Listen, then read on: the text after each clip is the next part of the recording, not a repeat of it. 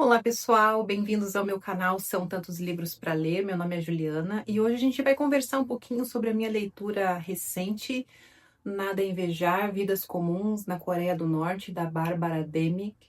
E para a gente dar um contextozinho a respeito deste livro que fala sobre a Coreia do Norte, vamos tentar entender um pouquinho como é que se deu essa divisão entre Coreia do Norte e Coreia do Sul. Até 1945, a Coreia era uma colônia do Japão. Com o fim da Segunda Guerra Mundial, ali os ganhadores da guerra, União Soviética e Estados Unidos, que resolveu o que eles iam fazer com a Coreia. Olhando um mapa, eles decidiram dividir o país em dois, no paralelo 38. A União Soviética ficou com o governo da Coreia do Norte e os Estados Unidos com a responsabilidade do governo da Coreia do Sul. E aí, como que Kim Il-sung assumiu o poder na Coreia do Norte? Ele já era um guerrilheiro que era alinhado com o Partido Comunista na União Soviética e ele foi escolhido por Stalin para assumir o poder ali na Coreia.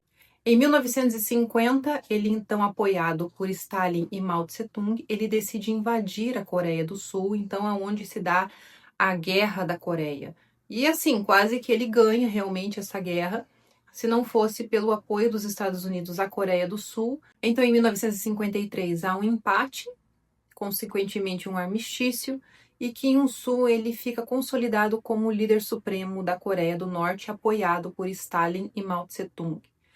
A partir de então, com a consolidação do governo de Kim Il-sung, ele vai começar a eliminar opositores, e uma coisa muito interessante e muito triste que acontece é que, com o fim da guerra, muitos soldados e civis também ficam presos na Coreia do Norte e nunca mais puderam voltar à Coreia do Sul e nem sequer ver suas famílias, e é por isso que até hoje a gente ouve falar que o grande sonho da Coreia do Sul é que haja uma reunificação das duas Coreias para que essas famílias possam se reencontrar.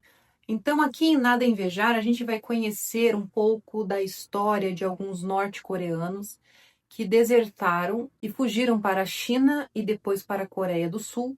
E a Bárbara, que é uma jornalista norte-americana, correspondente, por exemplo, do Los Angeles Times, ela teve acesso a esses norte-coreanos e eles cederam a ela entrevistas, né? Conversaram com ela sobre suas experiências lá na Coreia do Norte e vão explanar para ela, vão descortinar muitas coisas que a gente não tem conhecimento, porque a Coreia do Norte é um país hermeticamente fechado, não há como ter conhecimento real do que acontece lá, o que lembra muito a antiga União Soviética, que só depois que foram abertos e foram explanados aqueles documentos todos, é que se ficou sabendo realmente o que acontecia lá dentro.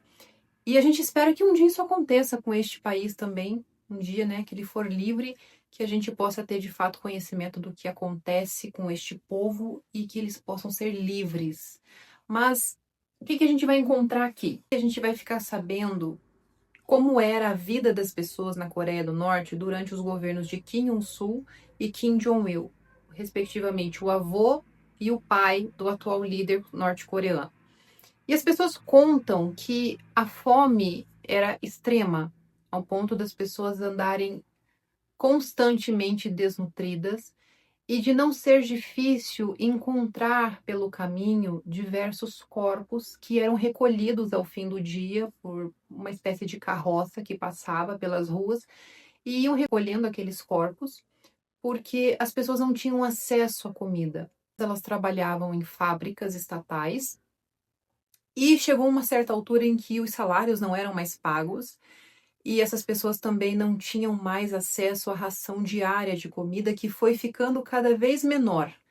Então, se elas recebiam uma porção X, elas começaram a receber um pouco menos, até que não recebiam mais nada. E elas também eram proibidas de fazer qualquer tipo de venda para que pudessem ter algum dinheiro para comprar comida. A solução que essas pessoas encontravam era entrar nas florestas e pegar ervas e alguns cogumelos para comer, mas isso era insuficiente para manter uma pessoa nutrida. Era muito comum ver pessoas esqueléticas pela rua, crianças que não tinham forças para estudar, crianças que não tinham força para brincar. E Esse é um depoimento comum entre todos, todos falam da mesma coisa, inclusive a Bárbara Demick, ela comenta que é difícil de comprovar o depoimento de todas essas pessoas, porque, enfim, é um país fechado, não há documentos que comprovem isso, né? Mas não é difícil de acreditar porque todos falam a mesma coisa. Então, esse é um ponto que pega muito, dá para perceber aqui que esse é um ponto que pega muito para o norte-coreano, que é a questão da fome. Mas também tem outras coisas que pegam muito para eles. Eles vão comentar também que todas as casas, elas recebem um quadro dos líderes que precisa ser pendurado numa parede. E junto desse quadro, eles recebem um paninho que é específico para limpar aquele quadro. Eles não podem utilizar aquele pano para mais nada e nem usar qualquer pano para limpar os quadros. Inclusive, há uma fiscalização periódica para comprovar que essas pessoas estão fazendo de fato aquela limpeza, a reverência ao quadro dos líderes. E isso é uma coisa que oprime muito eles, né? Porque é como se fosse ali um certo altar que eles têm que montar dentro de casa para aqueles objetos que o governo dá para eles. Eles mencionam também que o afeto entre os casais é algo muito estranho para eles, porque eles não têm nenhum tipo de estímulo ou conhecimento a respeito de relações amorosas, de relações afetivas.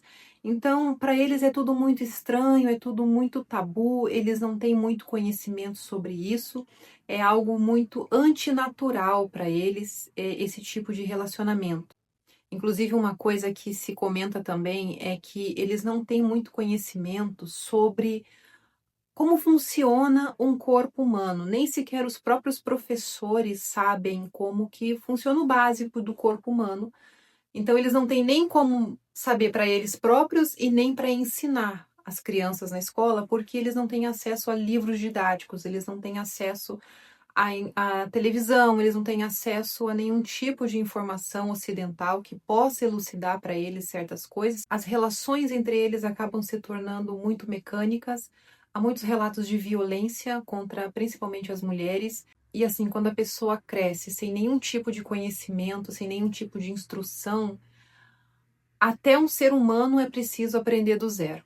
Esses relatos sobre a fome é algo que mexe muito, porque conforme o governo vai deixando de dar a ração diária de comida para essas pessoas e também os salários que permitem que elas possam comprar itens básicos, essas pessoas vão tentando dar um jeito, então elas começam a vender coisas, comidas típicas que elas conseguem fazer com o pouco que elas têm para poder vender e assim conseguir algum dinheiro para poder comprar o necessário. Só que isso é estritamente proibido, o comércio é proibido. Então, se elas forem pegas, elas vão ser mandadas para um campo de trabalho forçado, elas vão ser presas, vão ser punidas, então elas não podem, de forma alguma, vender objetos ou vender comida na rua para obter algum tipo de sustento, porque elas precisam esperar que o governo mande isso para elas. O problema é que o governo não manda. E aí é onde a fome extrema atinge milhares de pessoas, e para fugir dessa miséria, dessa fome, dessa violência, a solução para essas pessoas é fugir. Só que fugir também é crime, elas não podem simplesmente saírem do país por um aeroporto ou por terra, atravessar uma ponte, atravessar uma fronteira e fui embora. Não, o controle sobre essas pessoas é muito grande, até para que elas possam sair de uma cidade para outra, elas precisam de uma autorização do governo para isso. Porque se elas forem pegas sem uma autorização, elas também são presas, também são punidas. Então é algo muito controlado. As pessoas não podem pensar por conta própria, sentir por conta própria, comer por conta própria, não podem andar por conta própria pelo seu próprio país. Quem dirá sair para um outro país? Então essas pessoas elas fogem, por isso são consideradas desertoras. Se por um acaso nessa fuga elas são presas, são pegas pela imigração do país para o qual elas estão viajando, elas são mandadas de volta, principalmente a China faz isso, tá? Se elas forem pegas pela imigração chinesa, elas são mandadas de volta para a Coreia do Norte e ali elas são consideradas assim do pior crime que elas poderiam ter cometido é fugir. Então, elas são imediatamente mandadas para um campo de concentração, um campo de trabalho forçado, e muitas das vezes até o pior acontece com elas por conta dessa fuga. Mas as que conseguem fugir, elas, né, passam ali por diversas dificuldades. Muitas não têm dinheiro para pagar alguém que vão ajudar elas. Elas se arriscam por caminhos ali muito difíceis, inclusive elas têm que atravessar um rio chamado Tumen. Se eu não me engano, é assim que pronuncia. E atravessando esse rio, ela vai chegar numa cidade fronteiriça que é a cidade da China. Os cidadãos dessa cidade já estão acostumados com essa fuga dos norte-coreanos e eles se aproveitam em grande parte dessa vulnerabilidade dos norte-coreanos.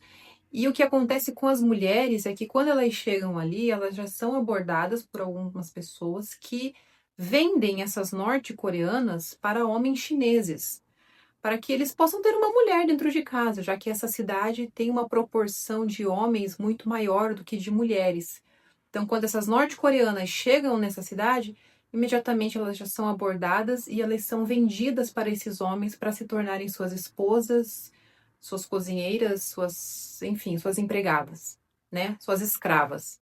Elas não tendo para onde ir, não conhecendo o país, não conhecendo a língua, não tendo qualquer conhecimento básico sobre a vivência humana, a não ser aquilo que elas aprenderam desde criança ali na Coreia do Norte, elas se submetem a esse tipo de vida para poder ter um teto, para poder dormir, para poder ter comida, porque elas estão desnutridas quando elas chegam na China, e para que elas também não sejam mandadas de volta para a Coreia do Norte, porque elas sabem que se isso acontecer, elas não vão sobreviver.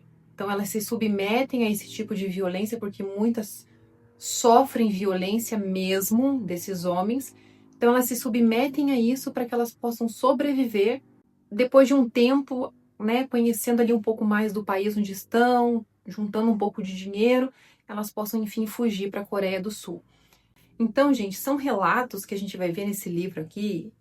Esses são só alguns, tá? Que eu contei aqui pra vocês. São relatos muito tristes. Principalmente as mulheres me chamam muito a atenção porque são pessoas muito fortes. De fato, elas levantam a cabeça e elas vão à luta, elas não desistem. São mulheres muito guerreiras. Eu recomendo muito essa leitura. Não é um livro difícil de você entender, é um livro fácil, uma leitura tranquila. Apesar de nomes em coreano aqui, não tem nenhuma dificuldade para você compreender a história. Vai abrir a Coreia do Norte para a gente como a gente não vê em jornais, em revistas, em documentários. Tem alguns livros que eu recomendo, assim, que eu vou recomendar para o resto da vida. Um deles é As Boas Mulheres da China, da Shin Han. E esse aqui é outro que entrou na minha lista de recomendações, assim. Sempre que eu puder, eu vou falar dele, porque é um livro realmente maravilhoso e mostra como as pessoas, em meio a tanto sofrimento, as pessoas ainda conseguem ser resilientes, ser fortes e sonhar. Isso que é o mais interessante. São pessoas que, vivendo do jeito que vivem, ainda sonham, têm desejos, têm ambições e querem ser felizes. Então, realmente compensa, vale a leitura. Gente, então esse foi o vídeo dessa semana. Eu quero agradecer você que tem acompanhado o canal até aqui. E deixa o seu like se você gostou desse vídeo, compartilha com quem você acha que pode gostar. E a gente se vê no próximo vídeo. Até mais!